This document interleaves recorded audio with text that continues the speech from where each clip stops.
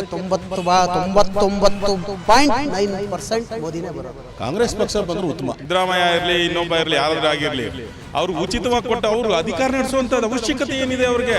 ಪಾಪ ಹೆಂಗೆ ಹೆಸರು ಮಾಡ್ಕೊಂಡಿದ್ರು ಹಾಸ್ಪಿಟ್ಲಲ್ಲಿ, ಅವ್ರನ್ನ ಬೀದಿ ಅರಕೆ ಕುರಿ ಮಾಡ್ತಾ ಇದ್ದಾರೆ ಅಷ್ಟೇ. ಸುಮ್ಮನೆ ಆರ್ಟ್ ಡಾಕ್ಟರ್ ನಿಮಗೆ ಆರ್ಟ್ ಬೇಕು ಕಲ್ಬೇಕು ಅಂತಾರೆ, ನಮ್ಮ ಕಲ್ಯಾಣ ಮಾಡೋಕ್ಕೆ ಆರ್ಟ್ ಬೇಕು. ಆರ್ಟ್ ಇದೆ ಯಾವಾಗ ಬದುಕೋದು. ಫ್ರೀ ಕೊಟ್ಟು ಅದೇ ಪಾಕಿಸ್ತಾನ ಪಕ್ಕದಲ್ಲಿ ಕುತ್ಕೋಬೇಕಿತ್ತು ಸಂಜಾಗ ಮಾಡ್ಕೊಂಡು.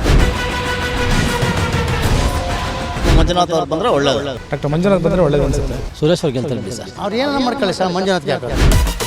ಸುರೇಶ್ ಬರ್ತಾರೆ. ಮಂಜುನಾಥ್ಗೆ ಹಾಕೋದು. ಸುರೇಶ್ ಅವ್ರಿಗೆ DK ಸುರೇಶ್ ಬರ್ತಾರೆ. 2 ಸರ್ ನೋಡಿದ್ವಿ ಸರ್, ಮಂಜುನಾಥ್ಗೆ ಹಾಕಿದ್ದು ನಾವೆಲ್ಲ. ಯೂನಿಯನ್ ಪಾಕಿಸ್ತಾನ ನೋಡ್ಕೋಬೇಕಾಗಿದೆ, ಪಾಕಿಸ್ತಾನ ನೋಡ್ಕೋಬೇಕಾಗಿದೆ. ಸೆಂಟ್ರಲ್ ಬಿಜೆಪಿ ಸರ್ಕಾರ ಇದೆ, ಈ 10 ವರ್ಷ ಆಳ್ವಿಕೆ ಮಾಡಿದ್ದಾರೆ ಮೋದಿ ಸರ್ಕಾರ. ನಿಮಗೆ ಬದಲಾವಣೆ ಬೇಕು ಅಂತ ಅನಿಸ್ತಾ ಅಥವಾ ಮೋದಿ ಅವರು ಮುಂದುವರಿಲಿ ಅಂತ? ಬದಲಾವಣೆ ಬೇಕು. ಯಾಕೆ ಅಂದರೆ ಮೋದಿಯವರು ರೈತರು ಅಕೌಂಟಿಗೆ ದುಡ್ಡು ಹಾಕ್ತೀನಿ ಅಂದ್ರೆ ಹಾಕಿದಾರ, ಯುವಕರಿಗೆ ಕೆಲಸ ಕೊಡ್ತೀನಿ ಫಸ್ಟ್ ಕೊಟ್ಟಿದ್ದಾರ. ಅವ್ರು ಏನು 10 ವರ್ಷ ಹಿಂದೆಗಡೆ ಜನಗಳಿಗೆ ಭರವಸೆ ಕೊಟ್ಟಿದ್ರು, ಯಾವ್ದಾದ್ರು ಒಂದು ಈಡೇರಿಸಿದಾರೆ ಹೇಳಿ ಅವರು. ಆ ವಿಚಾರಕ್ಕೆ ಮೋದಿಯವರು ಬದಲಾವಣೆ ಬೇಕು ನಮಗೆ. ಈಗ ಕಾಂಗ್ರೆಸ್ ಪಕ್ಷ 70 ವರ್ಷ ಆಳಿಗೆ ಎಷ್ಟು ಸಾಲ ಇತ್ತು? 55 ಲಕ್ಷ ಸಾಲ ಇತ್ತು. ಈಗ ಎಷ್ಟಿದೆ? 2,05,00,000 ಕೋಟಿ ಸಾಲ ಮಾಡಿದ್ದಾರೆ ಯಾರು? ಮೋದಿಯವ್ರು ಬಂದಮೇಲೆ. 70 ವರ್ಷ ಇಲ್ಲಿ 10 ವರ್ಷ ಇಲ್ಲಿ ಇವರು ಬೇಕಾ? ರೈತರು ಪಾಪ ಪಂಜಾಬ್ನಲ್ಲಿ ಅಲ್ಲಿ ಗಲಾಟೆ, ಡೆಲ್ಲಿಲಿ ಏನು ಮಾಡಿದ್ರು ರೈತರಿಗೆ ನೀವೇ ನೋಡಿದ್ದೀರ. ಮಾಧ್ಯಮದವರು ತೋರಿಸಿದ್ದಾರೆ ಎಲ್ಲ ಪ್ರತಿಯೊಂದು ಕೂಡ ಇಂಚು ಬರ್ತಾಯಿದ್ದೆ. ರೈತರ ಗಲಾಟೆ ಏನಾಯಿತು ಪ್ರತಿಯೊಂದು ಕೂಡ. ಹಾಗಾಗಿ ಬದಲಾವಣೆ ನಾವು ಆಸೆ ಪಡ್ತೀವಿ. ಯಾರು ಬರಬೇಕು ಅಂತ? ಹಾಂ, ಯಾರು ಬರಬೇಕು ಅಂತ? ಕಾಂಗ್ರೆಸ್ ಪಕ್ಷ ಬಂದರೂ ಉತ್ತಮ. ಕಾಂಗ್ರೆಸ್ಸಲ್ಲಿ ಯಾರು ನಾಯಕ? ಇದ್ದಾರೆ, ರಾಹುಲ್ ಗಾಂಧಿಯವರು ಇದ್ದಾರೆ, ಮಲ್ಲಿಕಾರ್ಜುನ ಖರ್ಗೆ ಇದ್ದಾರೆ, ಪ್ರಿಯಾ ಗಾಂಧಿ ಇದ್ದಾರೆ, ಸೋನಿಯಾ ಗಾಂಧಿ ಇದ್ದಾರೆ. ಅದು ಹೈಕಮಾಂಡ್ ಅವ್ರು ಏನೋ ತೀರ್ಮಾನ ತೊಗೊಳ್ತಾ ಒಟ್ಟೆ ನಮ್ಮ ಕಾಂಗ್ರೆಸ್ ಸರ್ಕಾರ.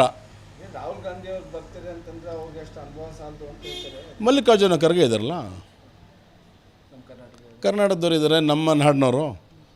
ನಮಗೂ ಆಸೆ ಇರುತ್ತೆ ಆಗಲಿ ಅಂತ, ಪ್ರಧಾನಮಂತ್ರಿ ಆಗಲಿ ಇನ್ನೊಬ್ಬರು ಅಂತ. ಹಾಗೆ ನಮ್ಮ ಈ ಕ್ಷೇತ್ರಕ್ಕೆ ಬಂದರೆ ಒಂದು DK ಸುರೇಶ್ ಇದ್ದಾರೆ. ಇದು ಉತ್ತರ ಬರುತ್ತೆ. ಇದು DK ಸುರೇಶ್ ಬರೋದು ಬೆಂಗಳೂರು ನಾರ್ತು ಗ್ರಾಮಾಂತರ ಬರುತ್ತೆ. ಇಲ್ಲಿ ಬಿಜೆಪಿ ಮತ್ತು JDS ಮೈತ್ರಿ ಆಗಿ ಓಕೆ ಮಂಜುನಾಥ್ ಅವ್ರನ್ನ ಕಣಕ್ಕಿಳಿಸ್ತದೆ. ಓಕೆ, ಏನಂತ? ಈಗ DK ಸುರೇಶ್ ಅವರು ಬಂದು ರಾಜಕಾರಣದಲ್ಲಿ ಆಲ್ರೆಡಿ ಸಂಸದರಾಗಿದ್ದಾರೆ. ಅವರು 5 ವರ್ಷದಲ್ಲಿ ಸುದೀರ್ಘವಾಗಿ 2 ಸಾರಿ ಆಗಿ ಸೇವೆ ಸಲ್ಲಿಸಿದ್ದಾರೆ ಕ್ಷೇತ್ರದ ಈ ಗ್ರಾಮಾಂತರದಲ್ಲಿ. ಹಾಗಾಗಿ ಮಂಜುನಾಥ್ ಡಾಕ್ಟ್ರು ಹಾಕಿದ್ದಾರೆ. ನಾವು ಅವ್ರ ಬಗ್ಗೆ ಮಾತಾಡೋದಿಲ್ಲ. ಮಂಜುನಾಥ್ ಅವ್ರ ಸಾಹೇಬ್ರ ಬಗ್ಗೆ ನಾವು ಮಾತಾಡೋದಿಲ್ಲ. ಅವ್ರ ಬಗ್ಗೆ ಜಯದೇವ ಅತಿಯಾದ ಗೌರವ ಇದೆ ಅವ್ರ ಬಗ್ಗೆ. ಬಟ್ ರಾಜಕಾರಣಕ್ಕೆ ಅವರು ಬಂದಿದ್ದಾರೆ, ವೆಲ್ಕಮ್. ಅದು ಹೀಗಾಗಿ ಇಲ್ಲಿ ನಮ್ಮ ಕಾಂಗ್ರೆಸ್ ರಾಜ್ಯದಲ್ಲಿ ಸರ್ಕಾರ ರಚನೆ ಆಗಿದೆ. ನಮ್ಮದು 5 ಗ್ಯಾರಂಟಿಗಳು ಕಾಂಗ್ರೆಸ್ ಸರ್ಕಾರದಲ್ಲಿ 5 ಗ್ಯಾರಂಟಿ ಜನಗಳು ಉಪಯೋಗ ಪಡ್ಕೊಳ್ತಿದ್ದಾರೆ. ಸುಮಾರು ಮುಂದಿನ ದಿನಗಳು ಇನ್ನೂ ಉಪಯೋಗ ಪಡ್ಕೊಳ್ಳೋವಂಥ ಕಾರ್ಯಕ್ರಮಗಳು ನಮ್ಮ ಸಿದ್ದರಾಮಯ್ಯವರು ಮಾಡ್ತಾರೆ. ಹಾಗಾಗಿ DK ಸುರೇಶ್ ಅವರೇ ಗೆಲ್ತಾರೆ. ಇಲ್ಲೇನು ಬದಲಾವಣೆ ಬೇಡ ಅಂತಿದೆ. ಏನು ಬದಲಾವಣೆ ಬೇಡಿ, ಸೆಂಟ್ರಲ್ ಬದಲಾವಣೆ ಬೇಕು. ಇಲ್ಲಿ ಸೆಂಟ್ರಲ್ ಬದಲಾವಣೆ ಇಲ್ಲಿ ನಮ್ಮ ಕಾಂಗ್ರೆಸ್ ಬರ್ತದೆ, DK ಸುರೇಶ್ ಗೆಲ್ತಾರೆ. ಸೆಂಟ್ರಲ್ನಲ್ಲಿ BJP ಮೋದಿಯವರು ಓಲ್ ನಿಮ್ಮ ಮಾಧ್ಯಮದಲ್ಲಿ ನೀವು ಕೇಳಬೇಕು. ಒಂದಿನ ಪ್ರೆಸಿಡೆಂಟ್ ಮಾಡಿದ್ದಾರೆ ಸ್ವಾಮಿ ಅಂತ ಕೇಳಬೇಕು ನೀವು. ನಿಮ್ಗೆ ಅವಕಾಶ ಕೊಟ್ಟಿದ್ದಾರೆ ಓಲಿ ಪಾರ್ಲಿಮೆಂಟ್ಗೆ ಹೋಗಿ ಮಾಧ್ಯಮ ಕೇಳಕ್ಕೆ ನಿಮ್ಗೆ ಹೋಗಲಿ. ಮತ್ತು ಹೆಂಗೆ ಈಗ ಅವ್ರು ಕೇಳೋರಿಲ್ವಲ್ಲ ಸರ್. ಮತ್ತು ಯಾಕೆ ನೋಡಿ, ಮಾಧ್ಯಮದಲ್ಲಿ ಫಸ್ಟು ಮಾಡಬೇಕಾದ ಕೆಲಸ ಮೋದಿನ ತೋರಿಸ್ತಾರಲ್ಲ ಸ್ಟಾಪ್ ಮಾಡಬೇಕು. ಅದೇ ನಮ್ಮ ರಾಹುಲ್ ಗಾಂಧಿ ತೋರ್ಸೋಕ್ಕೆ ಹೇಳಿ. ದಿನ ಬೆಳಗ್ಗೆ ಇದ್ದರೆ ಚಾನಲ್ಗಳಲ್ಲಿ ಬರೀ ಮೋದಿದೇ ಬರುತ್ತೆ. ಅದೇ ನಮ್ಮ ರಾಹುಲ್ ಗಾಂಧಿ ತೋರ್ಸೋಕ್ಕೆ ಹೇಳಿ ನೋಡುವ. ಡೈಲಿ ಅವ್ರು ತೋರಿಸ್ತಾರೆ, ಅರ್ಧ ತೋರಿಸಿ ಸಾಕು. ದೇಶದಲ್ಲಿ ಕಾಂಗ್ರೆಸ್ಸು ಹೈಯೆಸ್ಟ್ ಬರ್ತದೆ. ಏನಲ್ಲಿ ಹಾಂ ತಿಳಿದಿದ್ದಾರೆ ಸರ್, ತಿಳಿದಿದ್ದಾರೆ. ಈಗ ಬುದ್ಧಿವಂತರಿದ್ದಾರೆ, ಏನು ತೊಂದರೆ ಇಲ್ಲ, ಬುದ್ಧಿವಂತಿದ್ದಾರೆ. ಈಗ ಮೋದಿ ಆಳಕ್ಕೆ ಅಷ್ಟು ಕಟ್ಟುನಿಟ್ಟಾಗಿದ್ದರೆ ಅಲ್ಲಿ ಪುಲ್ವಾಮಾ ದಾಳಿ ಮಾಡಿದ್ರಲ್ಲ ಸರ್, ಆ ಗಾಡಿ ಎಲ್ಲಿ ಬಂತು ಅಂತ ಭದ್ರತೆಯಲ್ಲಿ ಗಾಡಿ ಹೆಂಗೆ ಬಂತು ಅಲ್ಲಿಗೆ? ನಮ್ಮ ಯೋಧರು ಎಷ್ಟು ಜನ ಸತ್ರು? ಇವ್ರು ಭದ್ರತೆ ವೈಫಲ್ಯತೆಯೇ ಸತ್ತು ನಮ್ಮವರಲ್ಲ. ಪುಲ್ವಾಮಾ ರಾಮ ಮಂದಿರ ಬಿಡಿ, ನಮಗೆಲ್ಲ ಶ್ರೀರಾಮಚಂದ್ರ ನಾವು ಹುಟ್ಟುತ್ತೆ ನನಗೆ 52 ವರ್ಷ. ಅವತ್ತು ರಾಮ ಮಂದಿರ ಕಟ್ಟಿವಿ ಊರುಗಳಲ್ಲಿ ನಾವು ರಾಮನ ಭಜನೆ ಮಾಡ್ತೀವಿ ಬರ್ತಾಯಿದ್ದೀವಿ ನಾವು. ಇವತ್ತೇನು ಹೊಸ್ದಾಗಿಲ್ಲ ಹೇಳಿ. ಹಾಗಾದ್ರೆ ರಾಮ ಮಂದಿರ ಕಟ್ಟಿರೋದೇನು ವರ್ಕೌಟ್ ಆಗಲ್ಲ ಅಂತ? ಏನು ಸರ್ ಎಲ್ಲರಿಗೂ ದೇವರು ಶ್ರೀರಾಮಚಂದ್ರ ಎಲ್ಲರೂ ಮಾಡ್ತಾರಲ್ಲ ಸರ್. ಈಗ ಬನ್ನಿ ರಾಮನವಮಿ ಬತ್ತೆ ಮುಂದಕ್ಕೆ ಎಲ್ಲ ಪಾನಕ ಮಾಡ್ತೀವಿ, ಮಜ್ಜಿಗೆ ಮಾಡ್ತೀವಿ, ಕುಸುಂಬರಿ ಎಲ್ಲ ಮಾಡ್ತಾರಲ್ಲ. ಶ್ರೀರಾಮಚಂದ್ರನ ನಾವು ಹುಟ್ಟುತ್ತಿಂದ ಪೂಜಿಸ್ತಾವೆ. ಇವತ್ತೇನು ಹೊಸ್ತಲ್ಲ. ಹಿಂದೂ ಧರ್ಮದಲ್ಲಿ ರಾಮರಾಜ್ಯ ಅಂತ ಆಗಲೇ ಬಂದವ್ರೆ. ಈಗ ಹೊಸ ಮಾಡಿ ರಾಮ ಮಂದಿರಗಳ ಪ್ರತಿಯೊಂದು ಹಳ್ಳಿ ಗ್ರಾಮದಲ್ಲೂ ಕೂಡ ರಾಮ ಮಂದಿರ ಇದೆ ಹೇಳಿ. ಇದೆ ಇಲ್ವೋ? ಇವತ್ತು ಹೊಸದಾಗಿ ರಾಮ ಮಂದಿರ ಸೃಷ್ಟಿಯಾಗಿರೋದಾ? ಏನಿಲ್ಲ. ಹಾಗಾದ್ರೆ ಈ ಸಲ ಈ ಎಲೆಕ್ಷನ್ಗೆ ಒಂದು ಈ 5 ಗ್ಯಾರಂಟಿಗಳು ವರ್ಕೌಟ್ ಆಗತ್ತಾ? 100% ಸರ್. ಬಡವ್ರ ಬಗ್ಗರಿಗೆಲ್ಲ ಅನುಕೂಲ ಆಗ್ತದಲ್ಲ ಸರ್. ಬಸ್ ಫ್ರೀ ಕೊಟ್ಟಿದ್ದಾರೆ. ಮಹಿಳೆಯರು ನೋಡಿ ಎಷ್ಟು ಲಕ್ಷ ಜನ ಓಡಿದ್ದಾರೆ ಬಸ್ನಲ್ಲಿ. ಈಗ 2,000 ರೂಪಾಯಿ ಅಕೌಂಟ್ಗೆ ಹೋಗ್ತೈತೆ. ರೇಷನ್ ಇರ್ಬೋದು, ಕರೆಂಟ್ ಇರ್ಬೋದು. ಈಗ ಜನಪರ ಕಾರ್ಯಕ್ರಮ ಅಂತ ನೀವೆಲ್ಲ ಈಗ 500 ರೂಪಾಯಿ ಕೊಡ್ತಾರೆ ನಮಗೆಲ್ಲ. ಕೆ ಬಿಲ್ಲಾಗ 10 ರೂಪಾಯಿ ಕಮ್ಮಿ ಇದ್ದರೆ ಬಿಲ್ ತಗೊಳ್ಳಲ್ಲ. ಯಾವುದೋ 10 ರೂಪಾಯಿ ಕಮ್ಮಿ ಇದ್ದರೆ ಮಿಷಿನ್ ತಗೊಳ್ಳೋದು, ವಾಪಸ್ ಕಳಿಸುತ್ತೆ ಅದನ್ನ. ಕೆಲವರು ಹೇಳೋದೇನು ಅಂತಂದ್ರೆ ಗಂಡಸರ ಕಿತ್ತು ಹೆಂಗಸರಿಗೆ ದುಡ್ಡು ಕೊಡ್ತಾ ಇದ್ದಾರೆ. ಎಲ್ಲಿ ಕಿತ್ಬಿಟ್ಟು ಗಂಡಸ್ದು ಹೆಂಗೆ ಕಿತ್ಬಿಟ್ಟಿದ್ದಾರೆ ಸರ್? ಏನಕ್ಕೆ ಕಿತ್ತಿಲ್ಲ ಗಂಡಸ್ರದು? ಎಲ್ಲಿ ಕಿತ್ತಿದ್ದಾರೆ? ಒಲ್ಲಿ ಇವರು ಮೋದಿಯವರು ಲಕ್ಷಾಂತರ 10 ಲಕ್ಷ ಮನ್ನಾ ಮಾಡ್ತಾರಲ್ಲ ಸಾಹುಕಾರಗಳ. ಯಾರು ದುಡ್ಡದು? ನಮ್ಮ ದುಡ್ಡು, GST ದುಡ್ಡದು. ಅವರೇನು ಕಡು ಬಡವರು ಹೇಳಿ? ಲಕ್ಷಾಂತರ ರೂಪಾಯಿ ನೀರಮ್ಮ ಅವರೆಲ್ಲ ಓಡೋದಲ್ಲ ಸರ್. ಯಾವ ದುಡ್ಡು ಸರ್ ಅದು? ನಮ್ಮ GST ದುಡ್ಡಲ್ಲ ಸರ್ ಅವೆಲ್ಲ. ಅವ್ರು ಮನ್ನಾ ಮಾಡೋಕ್ಕೇನು ಅವ್ರೇನು ಭಿಕಾರಿಗಳವರು ಹೇಳಿ? ಭಿಕಾರಿಗಳಾರ ಪರವಾಗಿಲ್ಲಪ್ಪ ಮನ್ನಾ ಮಾಡಲಿ.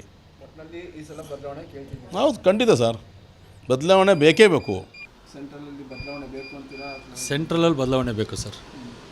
ನಮಗೆ ಕಾಂಗ್ರೆಸ್ ಬರಬೇಕು. ಕಾಂಗ್ರೆಸ್ ಆಡಳಿತ ಚೆನ್ನಾಗಿರೋದ್ರಿಂದ ಕಡು ಬಡವರಿಗೂ ಕಾಂಗ್ರೆಸ್ ಬದುಕಿಸ್ತೈತಿ. ಇವಾಗ ಮೋದಿಯವ್ರ ಪ್ಲ್ಯಾನ್ ಏನಿದ್ರೂ ಎಕ್ಸಿಕ್ಯೂಟಿವ್ಸು ಇಲ್ದರೆ ಟಾಪ್ ಲೆವೆಲ್ಗೆ, ಲೋ ಲೆವೆಲ್ಗೆ ಇಲ್ಲ, ಏನು ಕೆಲಸ ಮಾಡ್ತಾಯಿಲ್ಲ. ಬೇಕೇ ಬೇಕು.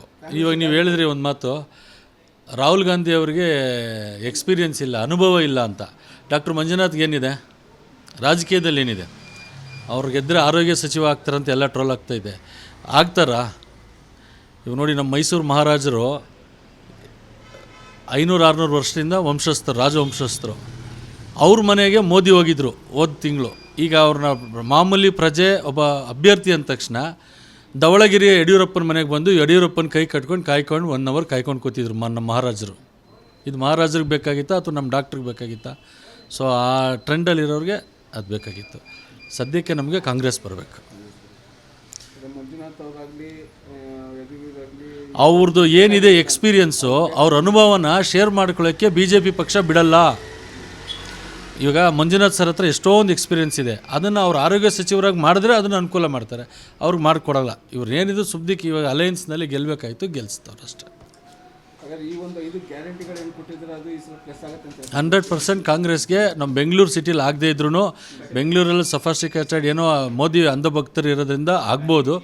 ಬಟ್ ಗ್ರಾಮಾಂತರ ಪ್ರದೇಶದಲ್ಲಿ ಲೂಕ್ ಆ್ಯಂಡ್ ಕಾವರ್ ಎಲ್ಲರಿಗೂ ಕಾಪಾಡ್ತಾ ಇರೋದು 2,000 ರೂಪಾಯಿ ಹಸು ಹಾಲು ಮೇಕೆ ಲೋನು, ಸಂಘದ ಲೋನು, ಧರ್ಮಸ್ಥಳದ ಲೋನಿಂದನೇ ಸಾಕ್ತಾ ಇರೋದು. ಬೇರೆ ಯಾವುದೇ ಕಾರಣಕ್ಕೂ ಬೇರೆ ಮೋದಿ ಅವ್ರದ್ದು ಯಾವುದೂ ಕಡು ಬಡವರಿಗೆ ತಲುಪ್ತಾ ಇಲ್ಲ. ಕಾಂಗ್ರೆಸ್ಲಿ ಯಾರು ಬರಬೇಕು ಅಂತ ಸರ್ ಸೆಂಟ್ರಲ್? ಈಗ ಯಾರಿದ್ದಾರೆ ಅವರೇ ಇದ್ದರೆ ಓಕೆ. ಸೆಂಟ್ರಲ್ನಲ್ಲಿ ಬೇರೆ ಯಾರಿಲ್ಲ. ನೀವು ಹೇಳಿದ್ರೆ ಈಗ ಸೀನಿಯರ್ ಲೀಡರ್ಸು ಖರ್ಗೆ ಅವರಿದ್ದಾರೆ, ಖರ್ಗೆ ಅವರು ಮಾಡೋದಾಯ್ತು. ಸ್ವಾದಿಷ್ಟತೆಯ ಸ್ವಾದ, ತಾಜಾತನದ ಆಹ್ಲಾದ, ಉತ್ತಮ ಆರೋಗ್ಯ ಮತ್ತು ಹೆಚ್ಚಿನ ರೋಗ ನಿರೋಧಕ ಶಕ್ತಿಯ ವೃದ್ಧಿಗೆ ಈಗ ನಿಮಗೆ ಸಿಗುತ್ತಿದೆ ಉತ್ತಮ ಗುಣಮಟ್ಟದ ಪೌಷ್ಟಿಕಾಂಶ Shri Vaidik millet health mix. ಇದು ಸಿರಿಧಾನ್ಯಗಳ ಸಂಪತ್ತು.